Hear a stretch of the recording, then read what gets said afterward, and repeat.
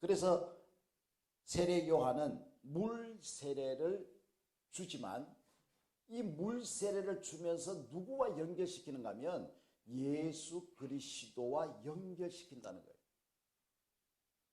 그러니까 우리가 교회에 어떤 예식들이 있잖아요. 예식들을 통해서 또 우리가 말씀을 선포하는 걸 들으면서 내가 여러분들의 무엇을 할 수 있는 게 아니라 여러분들이 그 말씀을 통해서 누구를 발견해야 되는가?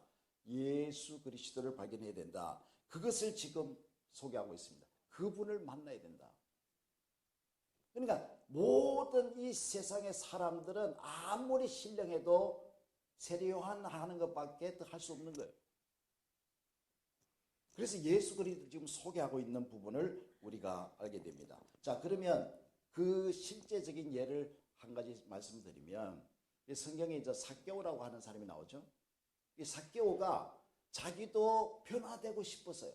그래서 많은 사람들을 만나봤어요. 그런데 이게 변화되지 않아 회개가 안 되는 거예요. 그런데 예수님을 만나고 나서 예수님을 만나서 예수님께로부터 뭘 받게 된다면 이 세상에서 전해줄 수 없는, 전해주고 말하는 것보다 더 중요한 부분을 받게 돼요. 그게 뭔가 하면 십자가의 사랑이에요. 이 시간에서 다 말씀드리지 못하지만 이걸 여러 번 말씀드렸기 때문에 이제 그 십자가의 사랑을 체험했기 때문에 그 사람 때문에 사람이 바뀌어집니다. 진정한 회개가 일어나요. 그래서 자기에 있던 것을 이제 다른 사람이 다 나눠주면서 진정한 회개의 삶을 살게 되는 것을 우리가 보게 됩니다. 자, 그런 의미에서 우리가 회개라고 하는 것은 사람의 말과 또 어떤 예식을 통해서 예수 그리스도를 만나게 될 때, 그 사랑과 함께 만나게 될 때, 예수 그리스도의 속성을 만나게 될 때 우리는 진정 회개의 역사가 일어난다는 사실을 말씀해 주고 있습니다. 자, 적용해 보겠습니다. 나의 삶에 회개가 없는 것은 말씀이 없어서도 아니고 기도가 없어서도 아닙니다. 오직 예수님의 사랑이 없다는 것을 깨달아야 합니다. 우리 왜 변화되지 않는가? 말씀은 많이 들었어요. 말씀도 많이 읽어요. 기도도 많이 해요. 그런데 왜 변화되지 않죠? 하나님의 사랑이 우리 안에 오지 않았다는 게 없다는 것이죠. 그리고 나의 자녀 교육에 있어서도 말로만 훈계가 아니라 주님의 사랑으로 그 영성이 동반해야 된다. 굉장히 중요합니다. 우리는 자녀들에게 말만 하면 안 돼. 그 말로 해가지고 자녀들이 고쳐지지 않습니다. 여기에 말도 필요하지만 하나님의 사랑과 영성이 없이 절대 진정한 회개가 고쳐지는 것이 일어나지 않아요. 그러니까 내가 주님 앞에 온전하지 못할 때 자녀를 온전하게 양육할 수 없다는 것이죠. 마찬가지로 이것은 우리가 사회에서나 교회에서도 마찬가지예요. 내가 하나님의 영성으로 충만하지 않을 때 다른 사람에게 아무리 얘기해도 그 얘기는 잔소리로 듣기는 것이죠. 자, 이런 부분들을 우리가 적용해서 함께 회개하며 주님 앞에 함께 나아갈 수 있는 그런 은혜의 길이 되시기를 바랍니다. 두 번째는 마태복음 3장입니다. 13절로 15절에 보시면 여기에 의의 세례가 나옵니다. 자, 제가 읽어드리겠습니다. 이때 예수께서 갈릴리로서 요단강에 이르러 요한에게 세례를 받으려 하신대 요한이 말려 가로되 내가 당신에게 세례를 받아야 할 터인데 당신이 내게로 오시나이까. 예수께서 대답하여 가라사대 이제 허락하라. 우리가 이와 같이 하여 모든 의를 이루는 것이 합당하니라 하신대 이에 요한이 허락하신지라. 여기 예수님께서 세례를 받으시는 것은 무엇 때문에 지금 받으시죠? 모든 의를 이루기 위해서 받으신다. 이 의라고 하는 것은 의가 원문에서는 예의로 되어 있습니다. 리로 되어 있습니다. 중국말로. 그러니까 예의를 지킨다 그 말이에요. 자, 그래서 예수님께서는 여기서 세례를 받으신 것은 죄인이 세례 받는 것과 다릅니다. 근데 회개하라고 사람들에게 줬지만 세례를 줬지만 여기서 지금 예수님이 받는 세례는 의를 이루기 위해서 받는 것이다. 이 죄와 상관없어요. 그 예수님이 이 죄 회개를 위해서 이 세례를 받는다면 문제가 되는 것이죠.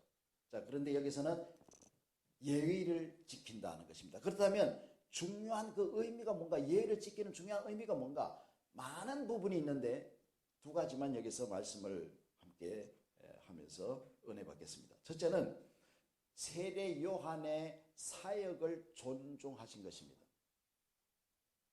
이 예수님이 지금 세례 요한에게 지금 세례 받잖아요. 세례 요한의 말대로 하면 내가 당신에게 세례를 받아야 되는데 어떻게 당신에게 세례 받습니까? 하나님의 아들이 어떻게 나한테 세례를 받습니까? 그래서 이는 의를 이루기 위한 세례다. 그게 예의라는 것이죠. 첫 번째 예의가 무슨 예의라고요? 세례 요한의 사역을 존중했다. 예수께서 세례 요한에게 세례를 받으시는 것은 죄가 있어서가 아니라 세례 요한이 지금 하고 있는 사역을 존중한 거예요. 왜 세례 요한이라고 하는가 하면 세례를 창시한 사람이 요한이에요. 그래서 세례 요한이 있고 사도 요한이 있죠. 세례 요한이 그렇게 나옵니다. 물론 하나님께서 계시를 주셔서 이 창시한 것은 맞습니다. 그러나 예수님께서 이 자기와는 아무 상관이 없기 때문에 그것을 무관할 수도 있고 받지 않을 수도 있어요. 그런데 왜 받으시는가? 여기서 우리가 배워야 되는 것이 바로 교회의 모든 의식과 제도와 여러 가지 성배들을 존중한다는 것을 배우게 됩니다. 그게 이제 두 번째 배우게 되는데, 여러분 그것을 인정해 주는 거예요. 무엇이 틀렸다, 나쁘다, 좋다 이런 것으로 판단하는 것이 아니라 존중해 줘요. 이러면 세례 요한이 회개를 외쳐가지고 회개한 사람이 있다고 했어요? 없다고 했어요? 없어요. 그것을 통해서 예수 그리스도를 알게 하시는 것이잖아요. 그래서 예수님께서 이 사역을 존중하신 것이죠. 자, 이것을 우리가 배워야 되는데, 두 번째는 이 사람이 세운 제도와 예식과 의식을 존중한다는 것이죠. 자, 그렇다면 예수님께서 세례 요한에게 세례를 받으신 것은 이 의식들, 교회에는 세례뿐만 아니고 많은 의식들이 있어요. 한번 몇 가지를 생각해 봅시다. 하나는 직분자를 임명하는 의식들이 있죠. 예식들이 있죠. 자, 거기서 우리가 집사님으로부터 시작해서 안수 집사, 그리고 뭐 권사님, 장로님, 그리고 교사, 전도사, 목사 뭐 이렇게 해서 하여튼 모든 이 임직식에 해당하는 것은 다 이 예의예요. 그리고 이것뿐만 아니고 교회는 여러 가지 이제 제도와 질서를 위해서 뭐 사역도 있고 사역자들이 또 있고 사역을 위한 부서들이 있지 않습니까? 이런 것들이 다 여기에 해당하는 거예요. 그게 그 제도와 예식에 해당하는 것입니다. 우리가 예배를 드리는 것도 이 질서와 그 제도에 해당하는 거예요. 자, 이것을 존중할 때 내가 하나님의 일꾼으로 성장하게 된다는 사실을 꼭 기억하십시오. 자, 이런 예식이 그저 예식으로만 우리가 끝나고 나면 뭐 집사도 돼서 집사로 뭐 했으니까 내가 집사 됐고 이것으로만 끝나고, 직분자나 사역에 우리가 해당하는 모든 부서들이 이것으로만 끝난다 그러면 아무 의미가 없어지죠. 근데 이것을 통해서 내가 예수님의 일꾼으로 성장하는 길이 된다는 것, 이걸 꼭 잊지 마시기 바랍니다. 자, 그래서 서로 존중할 때 내가 하나님 앞에 일꾼으로 세워지는 거예요. 한 가지 제가 동국신학교에서 공부할 때 선생님 하면, 그때는 선생님들이 쌍당당한 선생님들이 그리 없었어요.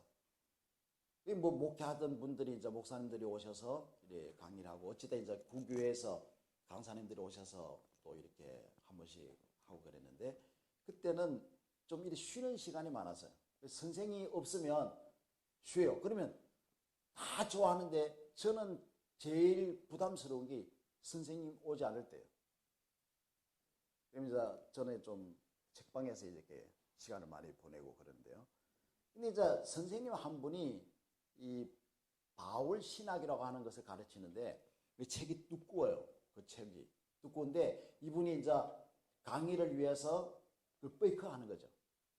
그리고 이제 얘기를 하는데 그분의 상과할 때는 다 거의 자요. 진짜 다른 걸 하지 않으면 자요.